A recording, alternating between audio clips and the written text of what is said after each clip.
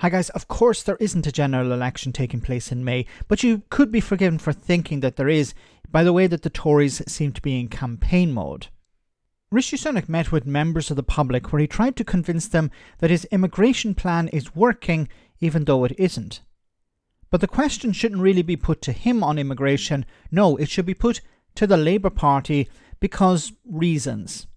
By the way, what the hell is up with Rishi Sunak's body language here? You said in your opening remarks that the Rwanda scheme was so important, in which case why, as has been reported today, did you want to scrap it during your 2022 leadership bid? And will you prove that you are committed to it by toughening up the bill when it comes back? So I didn't say that I was going to scrap it. I mean, that's completely false.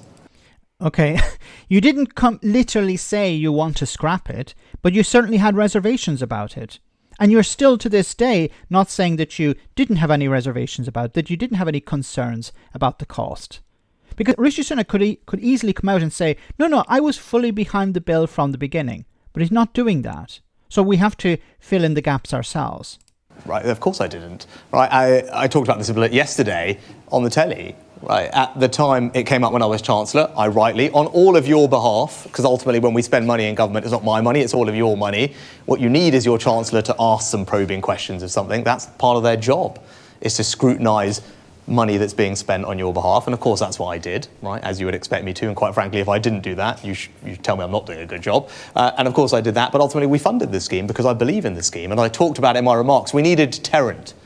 The National Crime Agency says you need a deterrent. Of course you need a deterrent. People need to know that if they come here illegally, they won't get to stay. So either can we... That's not a deterrent. And obviously, it's not illegal for somebody to cross the channel and claim asylum in Britain. That's not illegal. So how is it a deterrent to say what we're going to do is if you cross the channel and try and claim asylum in Britain, we might send you to Rwanda. That's the deterrent. We've spent about £300 million on this. We haven't actually sent anyone yet, but that's our deterrent. We could turn them back to their own country, like Albania, where my new deal with Albania is working. We've returned 5,000 people to Albania. And guess what? The number of people coming from Albania last year dropped by 90%. Tells you that it works, and that's why we need Rwanda. And that's why we've got the bill. Look, and I'm confident that this bill will do the job. I've been working on it for months. It's the toughest piece of legislation that's ever been brought before Parliament to resolve this issue once and for all. Right? How is the bill going to resolve the issue? It hasn't changed the ruling. The ruling is that sending people to Rwanda is unlawful. What will the bill do to change that? The change has to take place in Rwanda. That's where the problem is, not in the UK. So what measures is Rwanda putting in place to make it lawful? Nothing.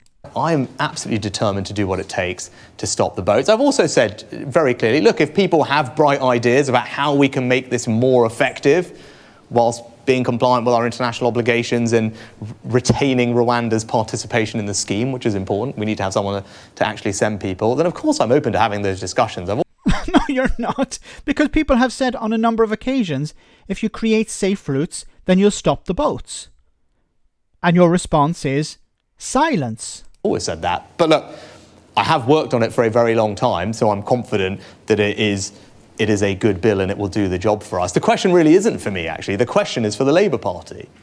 Because if the Labour Party are not in power, not yet. Your question for the Labour Party should be after the general election, not before, because the Labour Party obviously are not in control of immigration. If you believe this issue is an important one for our country, then you have to believe that a deterrent is necessary.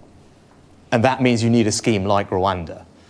So really the question for everyone else is, why are they not supporting the Rwanda bill? Why are they... You know why they're not supporting it, because it's unlawful, because it doesn't work. It's not designed to work. Even if it was fully implemented, we're talking about 200 people being sent to Rwanda. How is that a deterrent? And at the moment, it's unlawful. So that's why the Labour Party are not supporting it. Because it doesn't work and because it doesn't respect international law. Not supporting the scheme. What's their plan to resolve this issue? Their plan, and I'm not a Labour activist, but their plan seems to be to create safe routes, which NGOs and organizations representing asylum seekers have called for. Now, there are many issues to be resolved there, but at least their plan would stop the boats, because why would people spend huge amounts of money crossing the channel at risk to their lives if they can go to maybe an office in France and make an asylum claim there? Right, because there isn't a perfect answer. It's not an easy problem to solve, but I've got a plan. Right, we've got the numbers down by 35% already, but I want to finish the job, and that means getting this bill on the statute books up and running so we can have a functioning deterrent. And everyone who is against that simply doesn't have a plan to solve this problem. And I don't think that's right, because it's a priority for you, it's a priority for a country, and it's got to be us that decide who comes here. It can't be criminal gangs. That's just not right. Oh my goodness, okay.